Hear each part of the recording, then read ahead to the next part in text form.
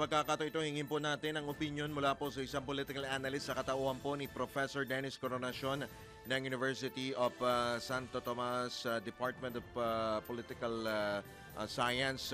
Magandang umaga po, Professor Coronacion. Welcome po muli sa DWICLU Channel 23. Drew Nasino po at Johnny Bañez. Morning, Prof. Good morning po, Sir Drew and Sir John. Good morning rin sa inyong mga taga-subaybay. Opo. Salamat po, Prof, sa inyo pong pagpapaunlak sa amin dito sa Impilan. Opo. Prof? Yeah, anytime po. Salamat rin sa pag-imbita. Opo.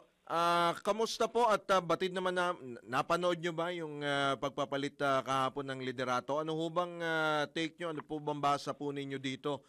Ito po ba ay win-win or dehado ba rito ang administrasyon? Well, ano po ito, no? Ibang-iba doon sa nakita natin na pagpapalit ng liderato sa Senado. Kasi yun talaga makikita natin organic eh. Kumbaga natural. So yung dalawang magkatunggaling faction, grupo sa Senado, sila talaga yung kumbaga man nag-orchestrate na, kumbaga man sila involved para mapalitan yung liderato. Unlike this one, very minimal yung role ng minority. Lahat po ito sa House of Representatives, yung pagpapalit doon, ang nagdesisyon doon ay yung majority. So, namili sila ng kung sinong sa tingin nila ay qualified at saka nararapat upang palitan si former Speaker Martin Romualdez. So, dahil yung dynamic ng pagpapalit, marami tuloy tayong katanungan. Halimbawa, in relation to the ongoing investigation sa mga infrastructure projects, lalo na yung flood control projects, makikita kaya natin yung katotohanan. Even though napaltan na yung si former House Speaker Romualdez, na ang assumption ay involved dito, at saka kumbaga man ginagawa ng paraan upang hindi lumabas yung katotohanan. Sa ganitong pagkakataon, nagpalit na ng liderato, makakamta na ba natin yung katotohanan? At saka yung bang reforma pagdating sa paghahanda ng national budget, pagtapasa ng national budget, yung mga so-called insertions, yung mga maling ginawa noon yung 2025 budget, mangyayari daw ulit yun. So ito mga katanungan natin na ngayon na meron ng bagong House Speaker dito nga sa House of Representatives. So yun po, ang tingin ko doon, huwag tayong masyadong umasa. Kung may manage natin expectations natin, even though natutuwa naman tayo kasi nag-respond yung mga mambabatas natin, pinalitan nila yung kanilang beleaguered na leader. So in-address na yung issue. Pero as for the next days, di natin alam kung anong kalalabasan pa, no? Kung ma-achieve ba yung goal na maging mahanap natin yung katotohanan patungkol sa issue. Prof. Coronacion, si John po ito tanong ko lang, nasurpresa ba kayo sa nangyari kahapon o kasi parang ang nangyari nga parang hindi ang sa akin kasi parang nagkataon di ba? Nagpalit ng liderato ng Senado, kausap natin si Professor Dennis Coronacion. At ang tingin natin mukhang malabong mapalitan dahil may numero. Pero nangyari, Professor Coronacion So, nagulat ka ba or bilang isang analyst nabasa nyo ba ito na mangyayari? Well, actually, nagulat ako. Kasi nga, gaya na sinabi ko nung nakaraan pa na yan sa akin, na tiwala ako na napakalakas ng suporta sa kanya kay former House Speaker Martin Romualdez. Because he has the numbers. He has the numbers pa rin naman, except that, yung partido nila, yung coalition nila, Prof? Prof? Naputol si Prof. Nalaglag sa linya. Balikan natin si Prof. Coronacion. Maganda yung sinasabi niya. Kasi last week lang kausap natin. Kung nagulat yung linya niya, hindi kinaya yung tanong. Anyway, kasi di ba nga binabanggit niya Yung sa Senado kasi, ang gumalaw, minority. Minority. Na-overcome yung majority. May naglipatan eh. Pero dito kasi, nasa kanya pa yung numero Malaki eh. ang laki nun eh. Di ba? 100 plus pa 100 eh. plus. Di ba? At saka hindi pa kasama yung ano doon ha, yung kaalyado. Oo. Kaya nga ang binabanggit, aminin man o hindi, alam mo naman yung malilikot ang isipan. Ang binabanggit, mukhang may kumpas talaga sa Malacanang. Sa taas. Mukhang may isinakripisyo talaga para ikangay wag sabihing kinukonsente, wag sabihing kinakampihan ni ganito sa ganito. Just to save face, gano'n. Saving face ba Saving matatawag face yun? ba yun? Parang Almost. alam eh. Almost. Ano masabi ko eh. Pero yun nga kasi, may nagbabanggit nga rin na kumbaga yung kabilang kampo medyo natutuwa dahil nawala yung isang malaking tinik sa kanilang lalamunan, which is the House Speaker, former House Speaker. At kung titingnan nga natin yung mga galaw, ang layo eh. Walang halos comparison eh doon sa nangyari. Alright, sige, balikan natin. Balikan na natin si Prof. Alright. Prof, naputol. Paulit nga po, anong basa nyo dito sa nangyaring ito, Professor Encarnacion? Ito po yun, na napalitan, si Opo. tingin ko napakatibay ng kanyang hold doon sa kanyang mga kasamahan. Kasi he has the numbers. Pero kasi po yung ang lumalabas parang na pressure yung kanilang koalisyon, yung kanilang partido doon sa public clamor. Oo, so kaya nagresponde sila. So at saka meron na ring based on the reports, mayroong intervention coming from Malacanang. So lahat itong mga factors na to nag-contribute upang magdesisyon yung partido nila na palitan yung speaker ng panibago. Prof, nayugyug ba? Tama ba yung term nayugyug yung koalisyon kaya napilita silang mag-decide na palitan yung kanilang leader? Tingin ko, akala ko kasi parang inisip ko, since they have the numbers, pwede nilang ignore yung public pressure eh. Oo, kaso mo, pa rin pala sila, tinatalaban pa rin pala sila ng ng public opinion, public pressure. So, maganda rin naman, At least somehow, nakita natin na may impact pa rin pala tayo. May natitira pa pala. Sa Kongreso. Oo. Yun ang maganda doon. Pero susunod na tanong, yung mga gusto natin mangyari na maisiwala itong katotohanan at saka mapurusahan yung mga guilty dito, mangyayari ba? So that remains to be seen. Right. Sa part po ni dating Speaker Romualdez, masasabi nating mahirap lunukin eh. Pero on the other hand, may pogi point po ba sa kanya to? O itong ginawa niyang pagbibitiw sa pwesto? Tingin ko walang pogi point sa kanya dyan eh. Although tama naman yung ginawa niya na pinakita niya na hindi siya kapituko sa pwesto, sa pagiging speaker.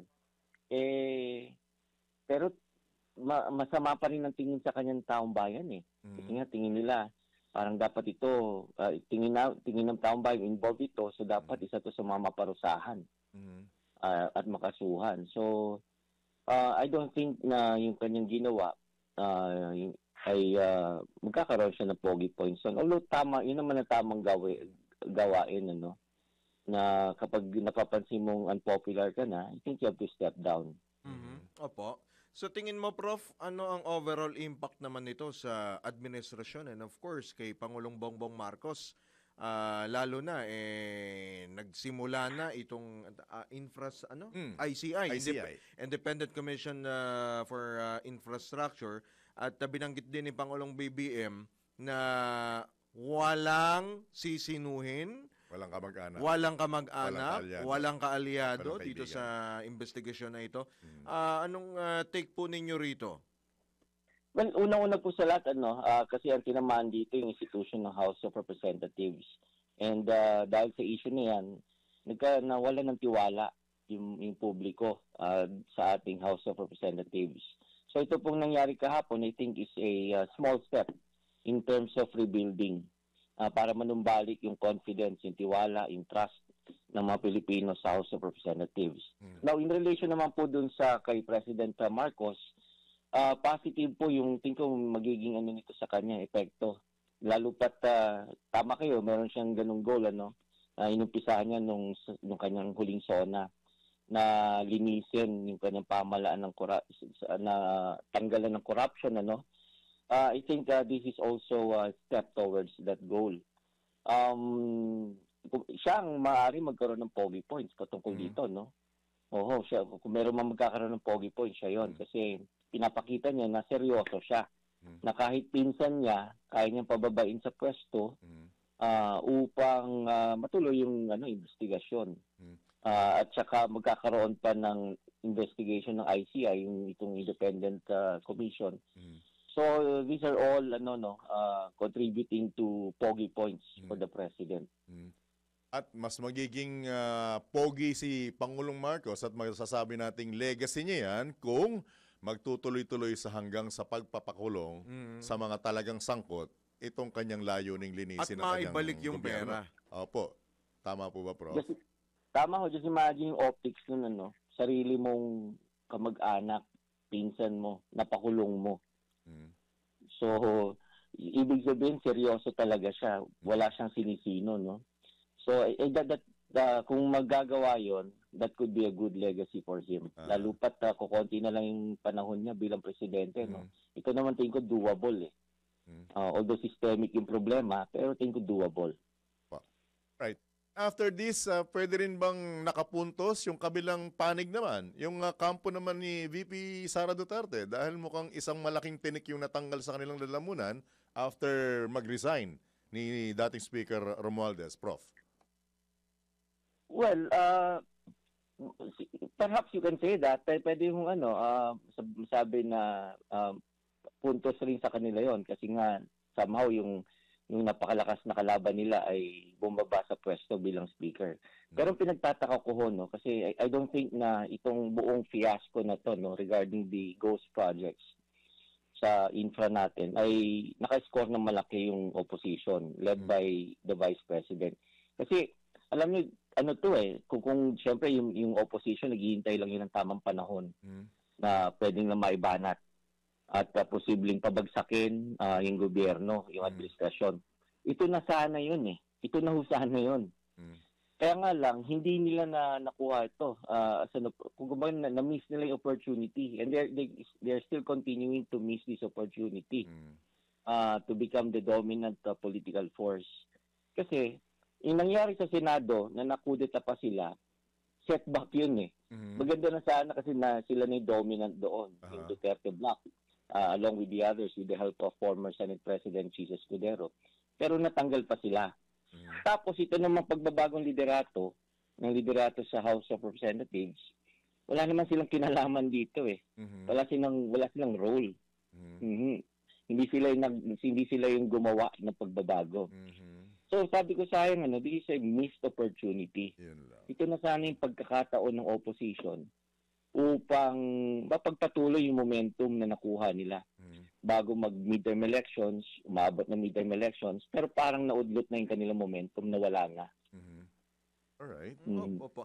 Prof, dahil kahit nagpalit na ng speaker, sa tingin nyo, matutuloy pa rin yung impeachment? Next year? Next year? Yan po ang inaasahan kasi ang trial ay magaganap sa Senado na kontrolado ngayon ni Senate President Tito Soto. Tapos tingin ko naman yung bagong House Speaker dahil magkakalyado naman sila, hindi naman bagong partido yung nakaupo. Tingin ko magkakaroon pa rin ng ibabalik nila yung gagawa sila ng panibagong impeachment complaint. Next year.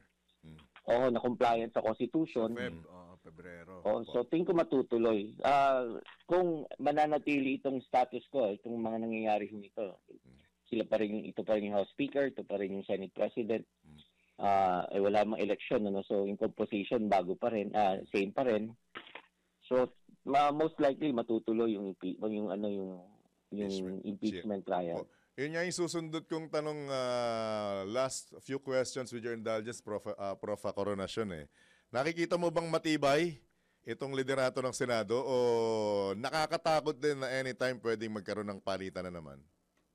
Well, napaka-fluid po kasi ng given their number, 24 lang sila. So mas madaling magpalit diyan. So napaka-fluid ng kanilang dynamics. Anytime pwede magpalit.